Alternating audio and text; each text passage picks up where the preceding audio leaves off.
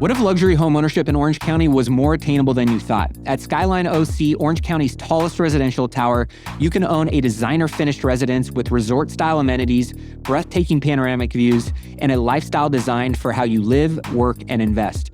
Whether you're building wealth through real estate or searching for your next home, Skyline OC offers exceptional value in the heart of Orange County with condos from the 600s to $3 million. Visit SkylineOCResidences.com and discover why now is the perfect time to own at Skyline OC.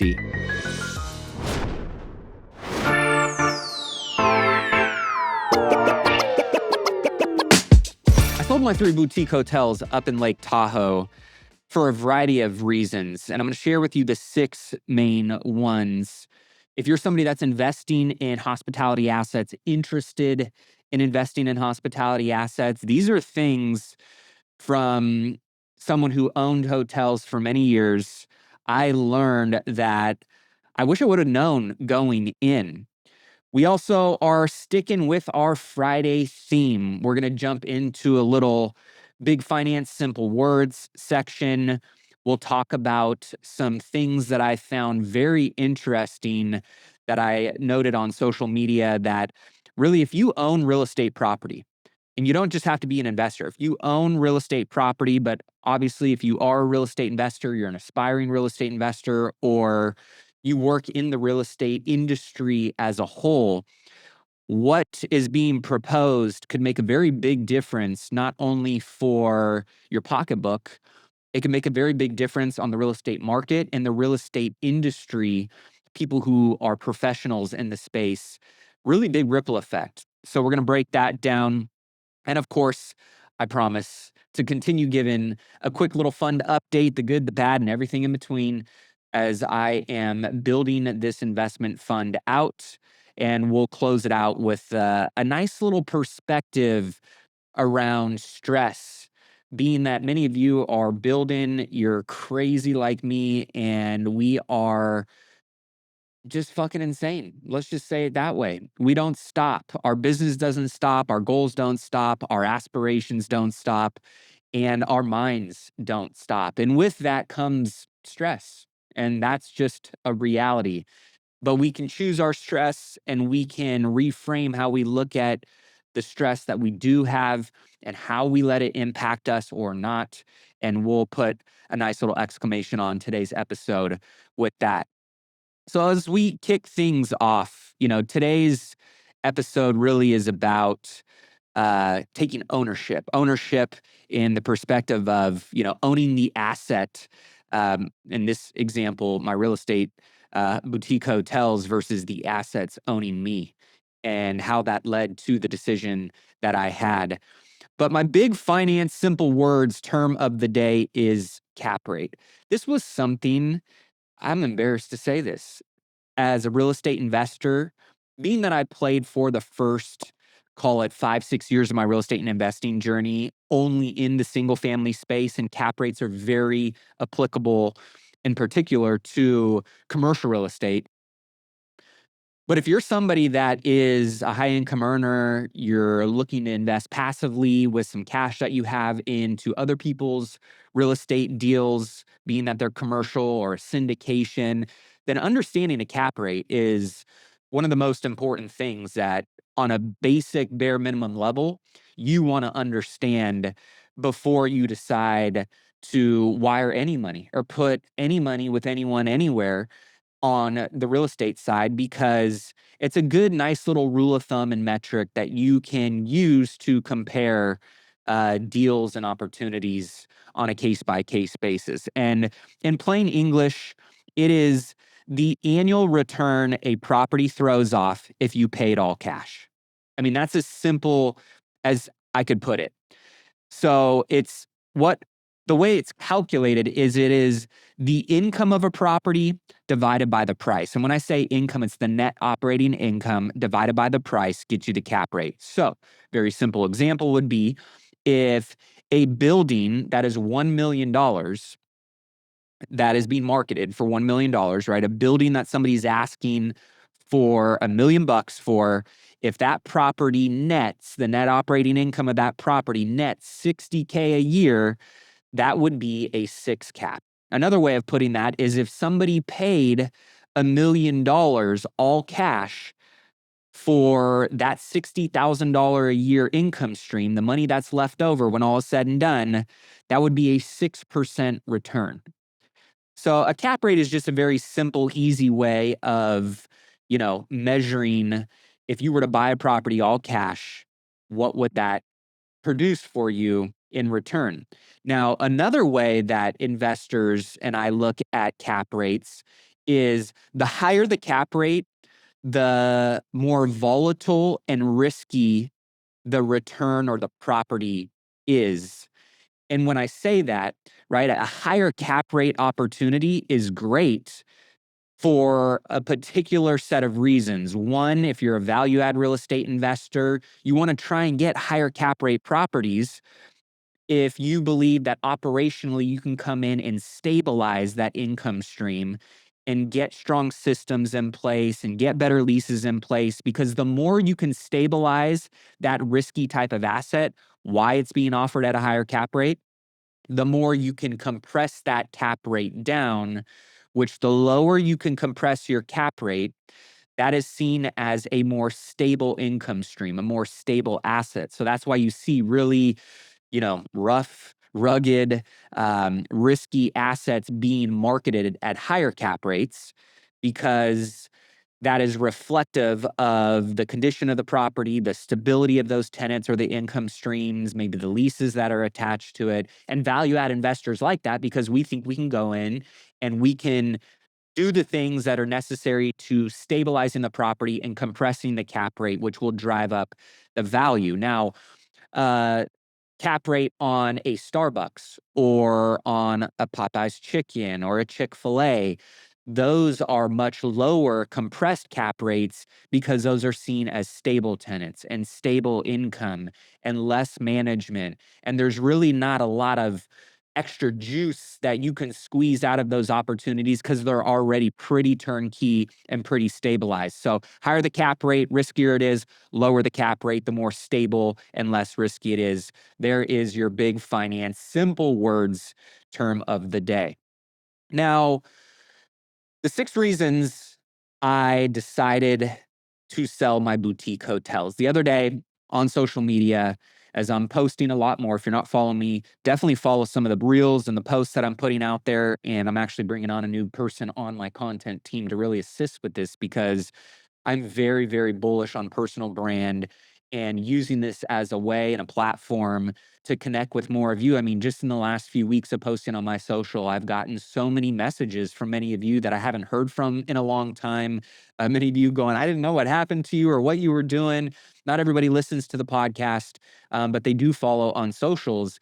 And I ghosted. And it's something that I have realized is just so critical to my brand and my business. And somebody asked, hey, I would love to hear more about why you sold your boutique hotels. You talked about them for so long and you shared that journey. Why did you sell them? So here are the 6 reasons. Whether you agree with them or not, these were my reasons. And I know that going in, I was very naive to hospitality assets. They sounded fun and they sounded sexy, and there was a lifestyle component of it. And I thought I could make it lucrative. I thought I could make it passive. There were a lot of rude awakenings along the way. So if I can help you in your investing journey determine if these things align with what type of lifestyle and business and brand and opportunity you want to pursue, then great. And also some of the things that I wish I would have known a little bit earlier, would have been helpful. So reason number 1 why I sold was this was late 22, early 23. We were just starting to come out of this post-COVID era of cheap money and money flying around everywhere. And it was kind of on the climax and the peak and the tail end of things starting to slow down. And inflation was still a major challenge. And one of the things that the Fed was doing in order to combat inflation was raising interest rates. And so I kind of thought that that was going to continue to be a trend going forward. And one of the things in commercial real estate that we know when interest rates go up is that, one, demand is curbed in some ways. There will be less buyers because money will be more expensive, and that will change the economics of the returns and the deals that they can go after that fit their criterion. So knowing that there are going to be more buyers in a lower rate environment and less buyers in a higher rate environment, I was starting to see less sales happening with hotels in the market. I was starting to see less buyers bid on those properties that were available. A lot of the brokers were telling me, hey, we're starting to see some price reductions and we're seeing cap rates expand, go up, and therefore values were starting to plateau or go down. And this was after years of working my ass off on these hotels, and we had stabilized them. I bought them at a high cap rate, and I was trying to sell them at a lower cap rate where I knew I had value baked in. I had systems in place. I had team in place. I had all the brand, collateral built out and really, present in a way that felt like if for my business model, I value add. I buy properties that need love, that don't have systems, where I can drive income, reduce expenses, and expand the value and the cash flow of those properties. And we had done that. And so with those 3 properties being stabilized, it felt like a good time with rates going up to potentially explore selling. Number 2 was scale. Anything really under 50 keys in a boutique hotel is really hard to build out a strong org chart, a strong management team, a strong point of leverage for you as the investor. When you get to these hotels that are over 50 keys, and really I think it's kind of like 75 and up, you have enough rooms that obviously can drive a lot of top line revenue, that can support a full team and a full staff, that it really allows you to stay in the owner's box instead of being in the business, which I was in the business. My mom was in the business. I had a couple friends in the business with me. It was a very labor of love intensive type of business model, especially when I only had one hotel. When I added the second and the third, we got a little bit more scale onto our platform, our systems, our tech stack. And that gave me a little bit more leverage. But again, these were things that I couldn't go and build more doors on these properties. So therefore, I was capped at the scale that I could have in these properties. And I knew that it was going to be a challenge to really take it to the next level without going bigger. And, the day that it really was the eye opener for me was it was already being stressful on my mom, who ran operations at all 3 of the hotels. She was getting underpaid for the amount of work and stress that I was putting her under. Um, we were in a rural market in Lake Tahoe, which is very seasonally driven, and it's tough finding good quality staff that sticks around there year round, that is reliable, that will show up in the snow or, in a storm. The amount of days that we had people calling out, housekeepers, management, it became really challenging because guess what? The hotel doesn't stop, the guests don't stop, and we had to do what those individuals weren't doing. And so I was in the laundry room doing the actual laundry myself. My mom was stripping beds, and I went, all right, fuck this. We gotta do this and look at this a little bit differently. And that was reason number 2. Hey, what's up, guys? I'm so excited to announce if you are an investor looking to generate consistent passive income, then I've got something for you. I just launched the Imagos Income Fund. It is a private investment debt fund. So instead of relying on long-term appreciation or big exit events like most real estate syndications do, we decided to keep it simple. Focus on first position, asset-backed lending, just like a bank, meaning your investment is backed by real collateral and structured to produce income from day one. The target return, 10% paid out annually and also paid out monthly. So no guesswork, real passive returns, true mailbox money. And because we're in the debt position, not equity, we're able to prioritize downside protection, maintain shorter durations, and stay in control of the risk, which is most important in environments like this. This is built for investors who want steady cash flow, strong capital preservation, and real asset exposure without the headaches of owning, managing, and waiting years for a payoff. So if this resonates with you, if you want to learn more, I put together a full investor presentation breaking everything down. All you got to do is just text the word income to 844-447-1555. That's income to 844-447-1555. I'll send you everything so you can see if it's a fit for your portfolio. Number 3 was I had built up a lot of equity in these properties. This was post-COVID. Lake Tahoe was booming with travel. There was a lot of money flocking and flying into Tahoe. I had stabilized these assets. I'd grown the income and revenue of the properties. I'd really streamlined a lot of the expenses. And because of that, and where my new cap rates were attached to these properties, I had baked in a significant amount of value into these hotels. And I had a lot of equity, but the cash flow at the end of the day, when all was said and done after operating these properties, it was a really low return on that amount of equity that was sitting in there. I think it was like, call it 7-8% of equity. And I knew that if I put that money to work elsewhere, I could make 10-12% at a minimum with a lot less stress and work than what we were producing. So looking at that trapped equity as dead equity, because it wasn't producing me the return that I was looking for, I knew that I had to find a way to unlock that. I'm sure you've heard people say you cannot eat your balance sheet.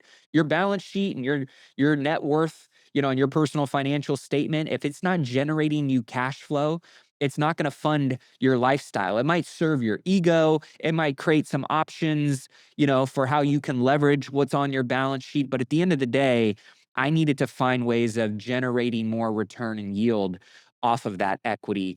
And that was reason number 3. Reason number 4, the properties were stabilized. As I mentioned, the work was done. We had all of the team, the brand collateral was in a really good spot. We had a great reputation in town. And once properties are stabilized, I personally like to find a way to either 1031 exchange into something else and go and rinse and repeat that model, because we are operators. Yes, I do hold assets in my commercial portfolio that I'm going to keep. But at the same time, because I had investors in these deals, I also knew that I wanted to buy, I wanted to renovate, I wanted to streamline and stabilize, and then I wanted to exit based on the outcome and the timeline that everybody was expecting there. The next reason is, and this is one of the biggest ones, is that a hotel is not just real estate. When I bought my first hotel in Tahoe, I was like, oh, I'm gonna, another passive income opportunity. Awesome.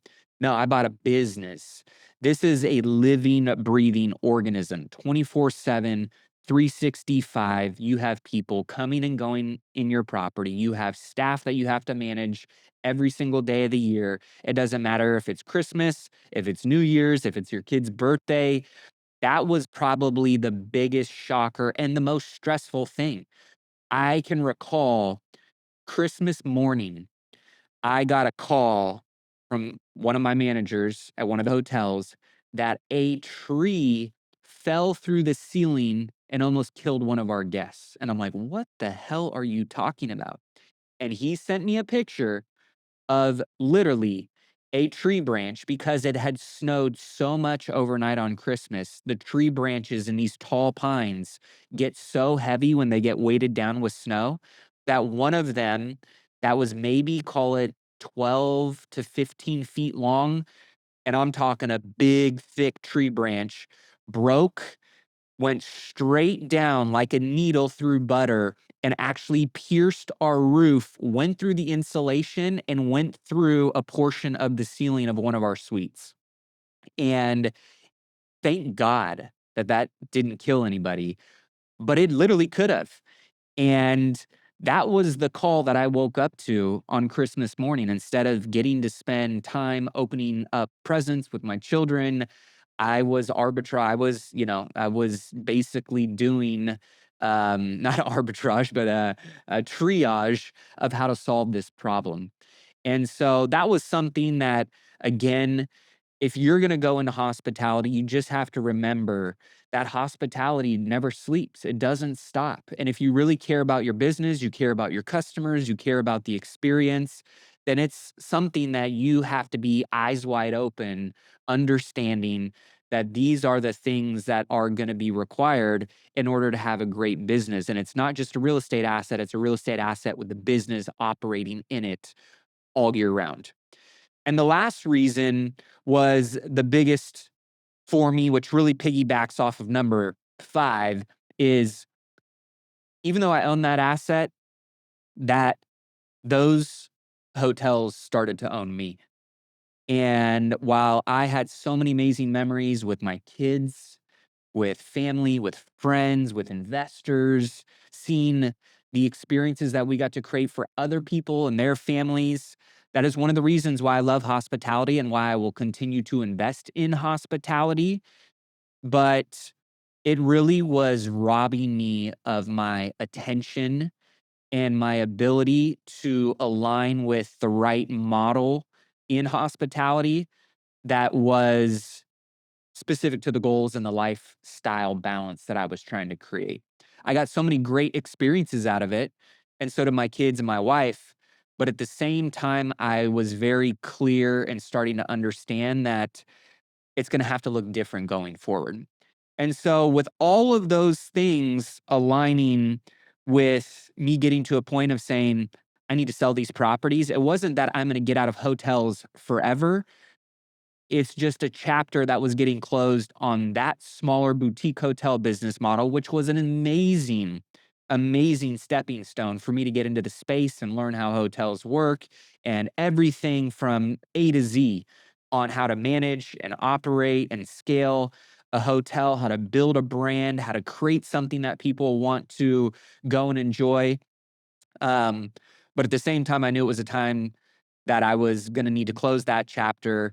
And going forward, it's going to look a little bit different. And I'm going to have to go bigger and something that's got more scale.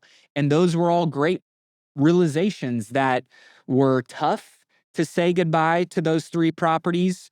But also, that was one of the most stressful seasons I've ever had in my entire career. I mean, hands down. And if you already own hospitality assets, you already know what I'm talking about, right? So you really have to get to a place of scale where the revenue supports having a great team in place to where you can still enjoy all the benefits of owning and having hospitality assets, but stay in the owner's box and let your amazing team, be in the business for you. So there you go. That's exactly why I decided to sell those 3, and this was in a time when everybody was flocking to Airbnbs and boutique hotels, and don't get me wrong, I still think they are great opportunities. I still think there's a place for boutique hotel owners and ownership. But for me personally, knowing where my goals were, the balance I was looking to have with my, 3 young girls and my wife and what I was building towards, I knew it was the time to close that chapter. Now, giving you guys an update on the fund as always, being transparent. This week was, yeah, it was one non-productive from getting any new capital in. A lot of these leads take some time to nurture, and there's lots of questions. And when you're asking people for their hard-earned money, especially cold leads, because I did get, here's my update on investor leads, 3 new investor leads, and all of them were 2 referrals, and 1 came in from social media. So this is cold traffic, right? They got to learn who am I and what do I stand for and what have I done and why the hell should they give me their money? And so those are obviously things that our process and how we work with the investors and how we educate them and the resources that we provide them, the questions that we answer.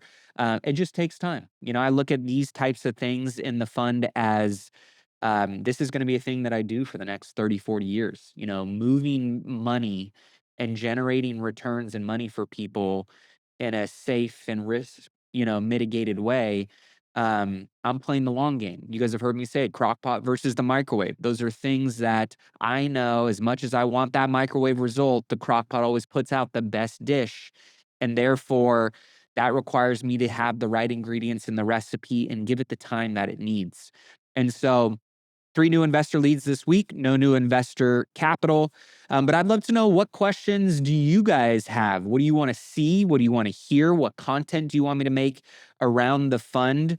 We're working on an episode this week around the AI agent that I built out with the team for our investor relations role. And I'm not going to lie, it's pretty fucking badass. It is really cool. And that's a role that probably I would have been paying somebody 65, 70 grand a year for. Not even going to lie. And we've got a fully functioning AI agent and employee that is doing all the back office, that is doing all the communications, that is doing all the spreadsheet work, that is doing all of our investor management, that is doing all our investor relations. It's fucking cool. And we're going to be sharing a little bit more on some of the AI content that Yuli and I are consistently building in my business, that we're using in my business, and how it is. I'm a big believer that AI agents are going to be, well, one, we're already seeing and feeling so much value from it in our business. But it's just something that I think is going to be kind of that gradually then suddenly for a lot of people, where 3, 4, 5 years down the road, they're going to be like, oh my gosh, AI agents, I know what you're talking about now. Man, I wish I would have started sooner. And the ability to build out things that can be of major value in your business, especially if it's process oriented, now is the best time to be exploring doing that. So if you have any questions or thoughts around that, of course, text those in 844-447-1555. Leave a comment, leave a review on the show. These are ways that we want to continue to engage and bring value to you guys. The scroll this week, signal or noise, I have really 2 things that stood out to me. Number 1 is housing tilts hard to the buyer side right now. If you're somebody that has been sitting on the sidelines for some time, I do believe that this is a small window of time, and this is relative, right? So let's call it maybe now until rates start getting cut. And of course, if you've been listening to the show, we don't think rates are going to get cut this year. There's still potential that they get hiked. But with the recent CPI and PPI prints this last week, those were in line. Things are moving in the right direction. So that's all good news for hopefully rate cuts at some point in early 2027. So when rates start to get cut, obviously that's just an optics and a narrative thing that is going to get a lot of people reinterested that have maybe been sitting on the sidelines. But if you are somebody that's looking at buying right now, I do believe it is one of the best buying opportunity markets in a long time. Yes, prices are high. Affordability is a challenge. We know all of the headwinds that are there. But at the same time, if you have the ability to get into something right now when rates do come down, you're not going to be competing in the way that you will in the future. Let's take a quick break and hear from today's show sponsor. What if luxury home ownership in Orange County was more attainable than you thought? At Skyline OC, Orange County's tallest residential tower, you can own a designer-finished residence with resort-style amenities, breathtaking panoramic views, and a lifestyle designed for how you live, work, and invest. Whether you're building wealth through real estate or searching for your next home, Skyline OC offers exceptional value in the heart of Orange County with condos from the 600s to $3 million. Visit SkylineOCResidences.com and discover why now is the perfect time to own at Skyline OC. We saw the data this week. U.S. homebuyer demand hit a record low in July, 967,000 buyers versus 1.46 million sellers. That is a 51% seller surplus. When there are more homes to choose from than there are buyers, guess what you have as a buyer? All the leverage. You can posture at the negotiating table and get closing costs, can get concessions, can get repairs, can get terms and structures from your lenders. Everybody is willing to try and make a deal right now if they want a deal to get done. And if you are a buyer, then you are in the driver's seat right now. Nearly 80% of major metros are now buyers markets. Miami leads the way, 154% more sellers than buyers. Then Nashville and several Texas metros right behind that. And of course, we know why. Higher mortgage rates, elevated prices, economic uncertainty is keeping buyers on the sidelines. So This is why I believe there's some great opportunity here. And I think this is a signal, not just noise, but a signal that there could be a really nice little window for you to get in the game. Number two, the next headline of the scroll this week is Trump is weighing a pretty significant capital gains tax cut that could impact a lot of people. So there's really two components of this. This week, reported per Bloomberg, a capital gains cut is being weighed ahead of the midterms. There hasn't been a major cut since 2003. And this is something that if you're a property owner and you're sitting on an asset, which we all know the amount of equity that a very large amount of homeowners, specifically boomers, and really just anybody that owns a property, whether it's real estate and you're the beneficiary of seeing the run up, in COVID, post COVID, if you've owned a property, for some time that has appreciated over the years.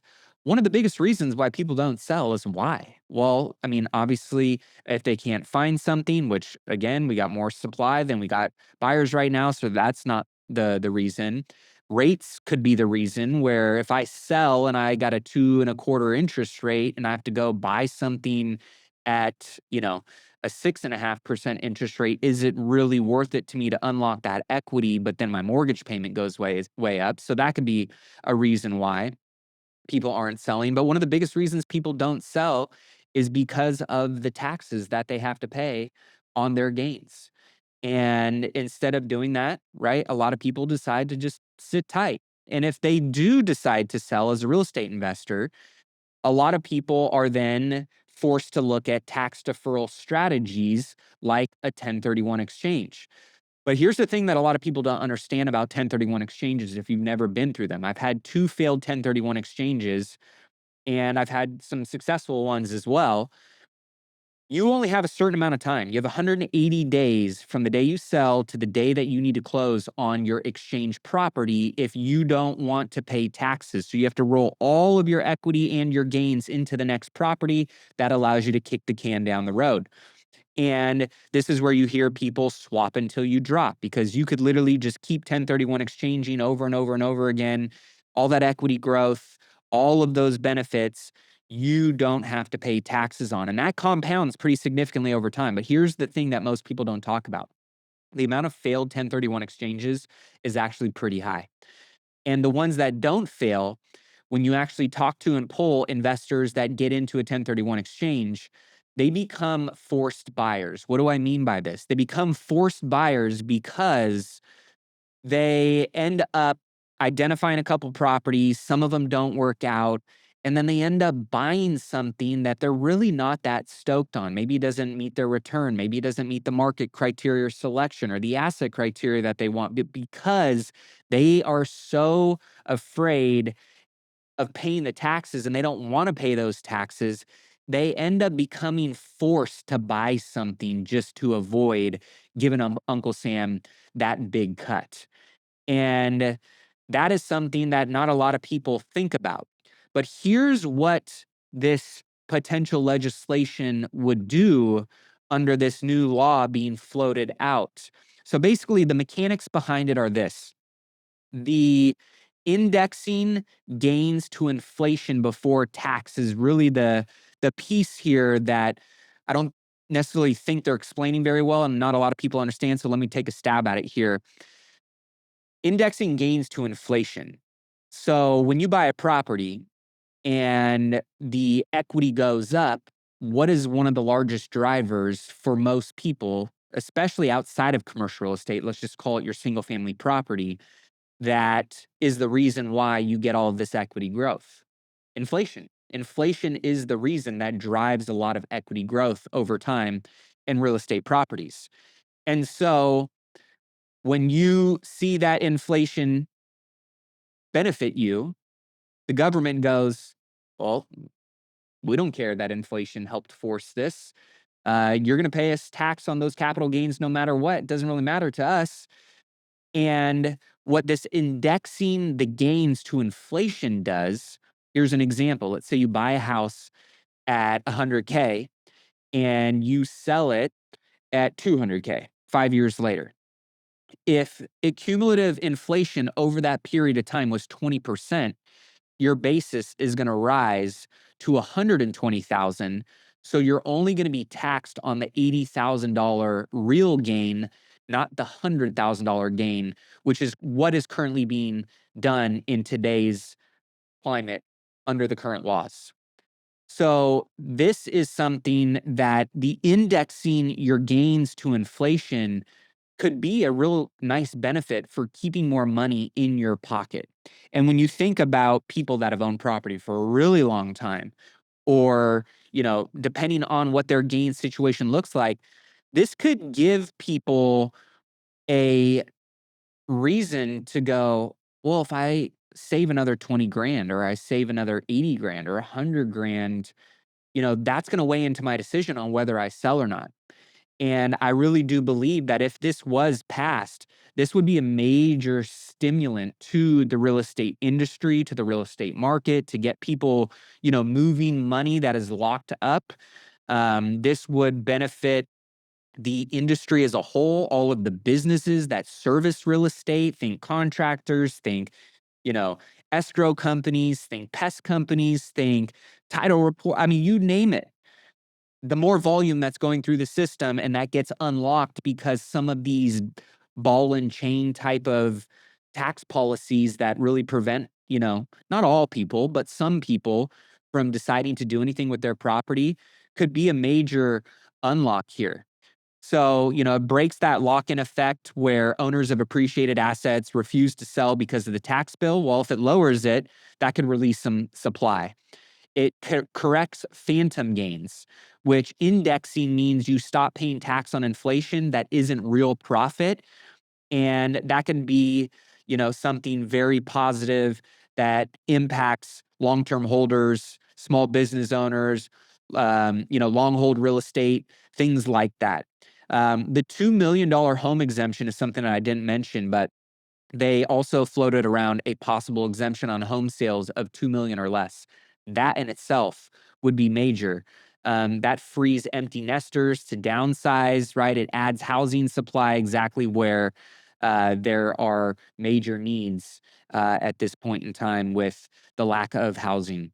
The reinvestment flywheel, it freed capital rotates into new assets, new markets, new development.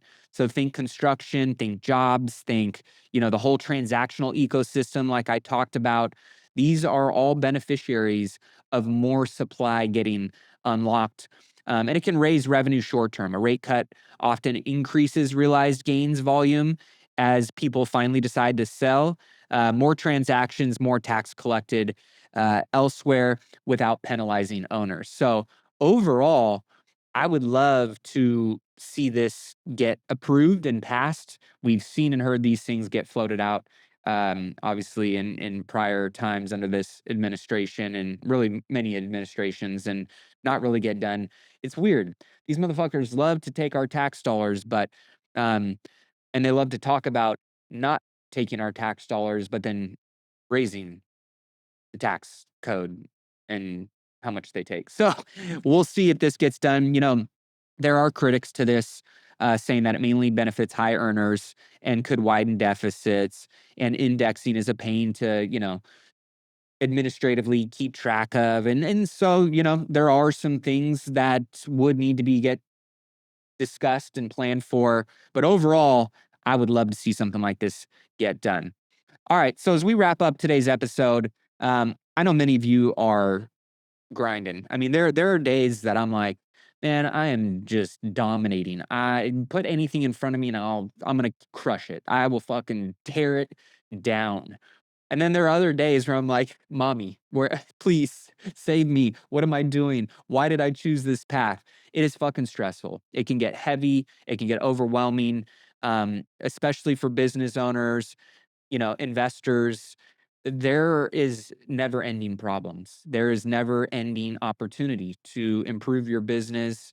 And if you're somebody that has high standards, which most entrepreneurs do, you hold the weight of the world on your shoulders, and that can be really stressful. And there was a coach that I had a long time ago that talked to me about really the two different types of stress. One is distress. We all know what that is. I mean, I live with it every day. Let's just be real about that. It ain't good for your health. It's not good for your focus. It's not good for your productivity. It's not good for your sleep. We all have experienced distress, and that is often around things that are just thrown at us through the chaos of life and business. Um, but they also talked about how you can choose your stress. And that is a term called eustress, eustress, eustress.